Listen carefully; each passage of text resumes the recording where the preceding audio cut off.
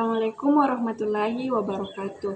Halo teman-teman, perkenalkan nama saya Aliana Muhsin dari Fakultas Ekonomi dan Bisnis Islam, Prodi Manajemen Keuangan Syariah, Institut Agama Islam Negeri IAIN Parepare. Jadi, kali ini saya akan memenuhi tugas dari mata kuliah Ekonomi Mikro tentang permintaan, penawaran, dan keseimbangan pasar. Poin pertama yaitu perusahaan dan rumah tangga. Unit dasar pengambilan keputusan perusahaan dan rumah tangga terdiri dari orang-orang yang menjalankan berbagai fungsi dan memainkan peran yang berbeda. Ilmu ekonomi berkenaan dengan bagaimana orang-orang tersebut berperilaku dan interaksi di antara mereka. Tegas terjadi ketika seseorang atau sekelompok orang memutuskan untuk memproduksi suatu produk atau beberapa produk dengan cara mengubahnya.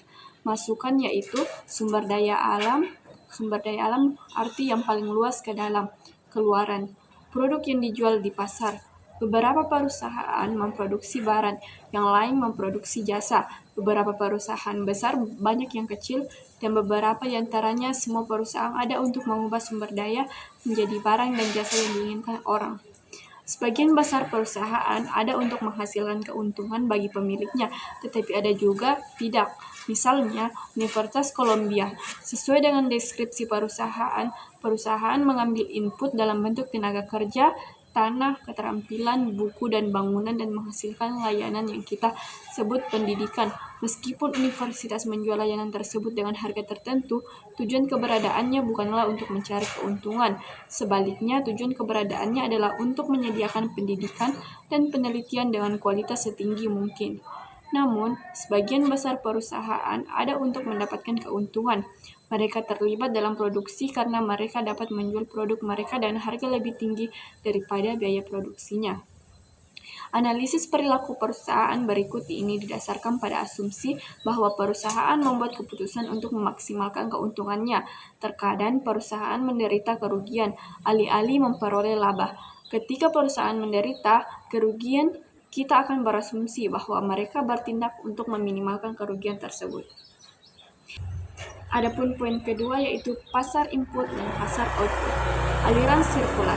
Rumah tangga dan perusahaan berinteraksi dalam dua jenis pasar produk atau output dan pasar input atau faktor.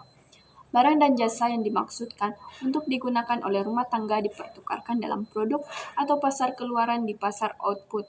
Perusahaan memasok dan rumah tangga tuntutan. Untuk memproduksi barang dan jasa, perusahaan harus membeli sumber daya dalam masukan atau pasar faktor perusahaan, membeli input dari rumah tangga yang memasok input tersebut. Ketika perusahaan memutuskan berapa banyak yang akan diproduksi pasokan di pasar output, perusahaan harus secara bersamaan memutuskan berapa banyak dari setiap input yang akan diproduksi pasokan. Di pasar input, rumah tangga memasok sebagian besar rumah tangga mendapatkan penghasilan mereka dengan bekerja. Mereka menyediakan tenaga kerja. Mereka pasar tenaga kerja kepada perusahaan yang membutuhkan tenaga kerja dan membayar pekerja untuk waktu dan keterampilan mereka. Input dalam proses produksi juga disebut faktor produksi tanah, tenaga kerja, dan modal adalah 3 faktor produksi utama. Dalam teks ini kami menggunakan istilah masukan dan faktor produksi secara bergantian.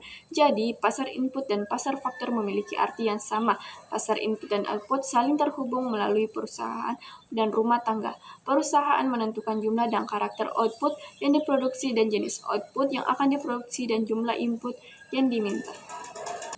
Ada poin-poin yang ketiga yaitu permintaan di pasar produk atau output. Setiap minggu Anda membuat ratusan keputusan tentang apa yang akan dibeli. Pilihan Anda mungkin berbeda dari pilihan teman-teman atau orang tua Anda. Namun bagi Anda semua, keputusan tentang apa yang akan dibeli dan berapa banyak yang akan dibeli pada akhirnya bergantung pada 6 faktor. Faktor pertama yaitu harga produk yang dimaksud. Yang kedua, pendapatan tersedia rumah tangga. Ketiga, rumah tangga jumlah kekayaan terkumpul. Keempat, rumah tangga selera dan preferensi. Kelima, rumah tangga harapan tentang pendapatan, kekayaan, dan harga di masa depan. Adapun poin yang terakhir yaitu pasokan di pasar produk atau output. Perusahaan membangun pabrik, mempekerjakan pekerja, dan membeli bahan baku karena mereka yakin dapat menjual produk yang mereka buat dengan harga lebih tinggi daripada biaya produksinya. Dengan kata lain, perusahaan memasok barang dan jasa seperti soda, karena mereka yakin akan menguntungkan jika melakukannya. Keputusan pasokan dengan demikian bergantung pada potensi keuntungan, karena perbedaan antara pendapatan dan biaya penawaran cenderung bereaksi terhadap perubahan pendapatan dan perubahan biaya produksi. Jika harga soda tinggi, setiap 12 bungkus menghasilkan lebih banyak pendapatan bagi pemasok, karena pendapatan hanyalah harga per unit dikalikan unit yang terjual. Jadi, seperti halnya pembeli, harga akan menjadi penting dalam menjelaskan perilaku pemasok di pasar. Biasanya, pemasok juga mengeluarkan biaya untuk memproduksi produk apapun yang mereka bawa ke pasar.